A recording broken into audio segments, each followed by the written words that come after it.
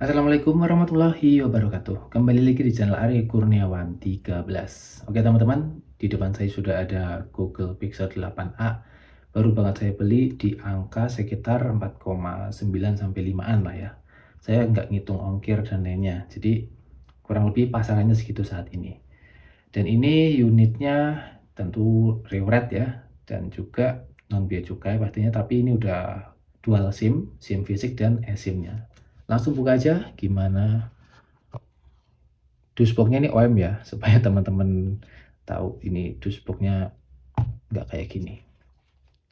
Dan ini unitnya Pixel 8a. Dapat apa aja? Ya nggak dapat apa-apa. Ini kelengkapannya OM, jadi nggak akan saya pakai dan hanya saya simpan aja. Ya nanti kalau mau HP-nya dijual, ini saya sertakan buat proteksi saat pengiriman aja. Dan ini unitnya Google Pixel 8a. Oke. Tokonya nanti saya taruh di link. Kebetulan si penjual ini lokasinya dekat dengan kos saya. Jadi saya bisa merekomendasikan toko ini. Ada beberapa stok ya tadi untuk unit 8A itu yang tadi saya cek. Dan semuanya sih hampir oke lah ya overall. Nggak ada masalah yang cukup berarti, mengingat Pixel 8a ini masih sangat baru ya. Jadi cukup mudah untuk mendapatkan unit dengan kondisi terbaik. Oke, sebelum saya kasih tahu alasan kenapa saya harus beli Pixel 8a, saya kasih tahu dulu spesifikasi singkatnya ya. Jadi HP ini menggunakan bentang layar 6,1 inch, di mana ini termasuknya compact. Untuk kameranya sama persis dengan di Google Pixel 7a. Jadi kalau yang tanya gimana perbedaannya dengan seri sebelumnya, ya mirip-mirip aja. Kemungkinan sih hanya ada di processing gambar karena dia menggunakan chipset yang lebih baru, yaitu Google Tensor G3. Untuk RAM 8GB, internalnya 128GB dengan baterai kapasitas di 4492 mAh dengan kecepatan cas di 18 watt. Ya, Pixel selalu gitu, nggak pernah ngasih yang di atas 30 tuh kayaknya, nggak tahu sampai Pixel berapa akan seperti ini. Dan ini udah bisa eSIM ya, karena IMEI-nya di rewrite dua-duanya. Untuk layarnya ini OLED. Nah, ini peningkatannya di layar itu kecerahannya sampai 2000 nits ya. Kalau di Pixel 7a itu kayaknya sekitar 1200 kayaknya sih ya, atau 1400. Jadi ini lebih terang untuk digunakan di luar ruangan atau saat di siang hari. Nah, untuk update-nya, dia start dari OS Android 14 dengan jaminan di 7 major Android upgrade. Sehingga kalau 14 kita hitung sampai 7 kali. 14, 15, 16, 17, 18, 19, 20, 21 sampai Android 21 kalau HP-nya masih hidup atau belum saya jual. Intinya dengan sepanjang itu ini cukup memberikan value ya bagi Google karena belum banyak HP-HP lain yang bisa ngasih upgrade hingga sepanjang itu. Tapi kemungkinan sih akan kalah dengan usianya ya. Ada di baterai, mungkin performanya udah nggak se-powerful saat pertama kali rilis kayak gitu-gitulah. Biasanya seperti itu.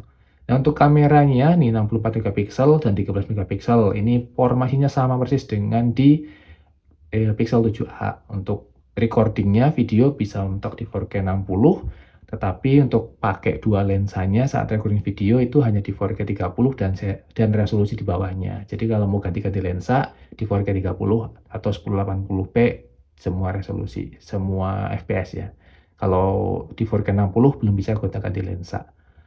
Maksudnya lensa ultrawide dan lensa wide ya, bukan sama lensa depan. Untuk lensa depannya di 13 megapiksel, ultrawide 20 mm ya, cukup lebar ini jadi POV-nya dengan resolusi rekaman maksimal di 4K 30 fps ya. Kurang lebih kayak gitu lah, teman-teman bisa baca sendiri di GSM Arena.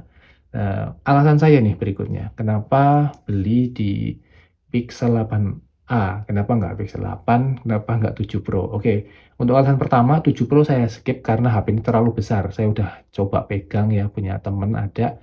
Itu kurang nyaman sekali karena kebutuhan saya kan mobilitasnya cukup tinggi ya. Karena saya videographer, sering bepergian. Kalau bawa HP gede, kadang agak susah. Harus pegang kamera, satu lagi harus pegang HP. Jadi saya memang lebih prefer ke HP yang kecil-kecil seperti ini.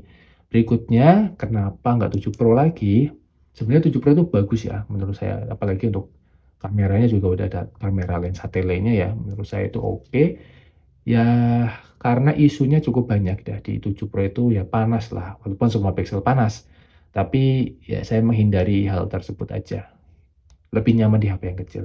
Lalu kenapa nggak Pixel 8? Pixel 8 itu, mmm, lebih takut ke green line-nya aja sih, karena udah banyak di Facebook yang mengalami hal itu ya, walaupun nggak semuanya, tetapi itu membuat saya sedikit agak was-was aja, karena harganya lebih mahal Pixel 8 daripada 8a. Lalu alasan berikutnya adalah ya soal harga tadi. Kenapa nggak Pixel 8? Karena Pixel 8 lebih mahal. Lumayan selisihnya di sekitar mungkin 1 jutaan ya, ya itu lumayan banget. Nah sekarang, saya mau perlihatkan toko di mana saya beli HP ini. Seva Zidane, ini nama tokonya. Nanti linknya saya taruh deh di bawah biar gampang. Untuk stoknya dia rata-rata sih HP-HP Pixel dari mulai 6a ya, 6a, terus seri 7, dan juga seri 8, seri 9. Seri 9 paling banyak sih, karena dia nyetoknya Pixel-Pixel yang harganya lumayan ya di sini. Saya berani rekomendasiin karena tadi udah saya ngobrol cukup banyak ya dengan si pemilik tokonya. Kalau dia emang, garansi 1 minggu, ketika ada komplain atau apa bisa di-return, bisa mau kayaknya sih cuma tukar unit ya, kayaknya ya, nanti teman-teman bisa chatting aja gimana regulasi dari toko tersebut. Oke, kondisi unit ini gimana? Nah ini ya, jadi langsung aja ke dev check. Baterai ini yang lumayan menyenangkan kalau Pixel seri-seri baru itu cycle count-nya baru 13, ini ya. Baru 13, dan ini dari tadi sore ya, saya tuh beli HP ini jam 4 sore tadi sampai sekarang jam, pukul 21.50 waktu Indonesia Barat, baterainya masih di 47%. Ini udah saya gunain untuk banyak sekali hal. Yang pertama upgrade Android, tadi kan udah di Android 15 tuh. Terus saya dapat updatean ke 16, langsung saya update, saya download semua aplikasi, saya nonton YouTube, saya nonton, scroll TikTok, Instagram, semuanya udah saya gunakan supaya HP ini bisa digunakan sehari-hari dan baterainya masih bertahan hingga sekarang, belum saya colok ke charger sama sekali ya. Terus untuk, sistemnya saat ini di Android 16 ya, udah yang last ya, bukan bukan yang QPR ya, bukan yang Quick Pre-Release itu, karena tampilannya masih seperti Android 15, jadi saya bersabar aja dulu lah, nanti nunggu rilisan sama Pixel 10 sih kayaknya, baru nanti dikasih tuh yang tampilan baru. Hardware-nya ya biasa, Google Tensor G3, nih saya ngerasain yang paling signifikan itu adem ya. Walaupun Tensor G3 tuh nggak seadem G4, karena teman saya pakai Pixel 9 yang Tensor G4 itu katanya emang paling signifikan rasanya di saat rekam kamera siang hari ya. Dia rekam cukup panjang 4K itu belum sampai pada titik di mana rekaman panjangnya dia tuh HP-nya kepanasan tuh belum sampai titik itu. Jadi kalau G3 sih nggak tahu ya nanti waktu siang hari saya coba buat rekaman 4K gitu seberapa tahan dia. Terus untuk yang lainnya sensor-sensor semuanya aman. Untuk ini juga masih naik ya, walaupun nggak tinggi-tinggi banget tapi masih oke. Kalau yang 7A kemarin punya saya sama sekali lurus tuh nggak mau gerak. Nah ini user interface kameranya ya sama aja ya, Pixel mah nggak ada yang beda-beda. Kecuali kalau yang di seri Pro biasanya ada menu tambahan. Info aja buat Pixel 8a di unit saya ini, memang 8a sih seharusnya nggak dapat ya fitur video portrait ya. Kalau Pixel 8 dan Pixel 7 itu udah dapat fitur video portrait. Nah di sini nggak ada video sinematik lah ya orang bilang tuh. Oke, mungkin itu dulu impresi pertama saya menggunakan ya beberapa jam menggunakan Pixel 8a. Menurut saya ini HP yang saat ini mulai recommended ya, harganya di 4, sekian, tapi kalau mau teman-teman sabar di 3 atau 4 bulan lagi ya, biasanya udah lumayan turun, pasti harganya udah di sekitar 4,2, 4,3-an. Tapi ya bisa jadi unit yang lumayan bagus semakin sulit dicari, biasanya kayak gitu. Dan faktanya di seller yang tadi saya tanyakan, seri 8a ini termasuk yang paling laris, terutama yang warna biru. Sebenarnya saya pengen banget yang warna selain hitam ya, antara putih atau biru lah.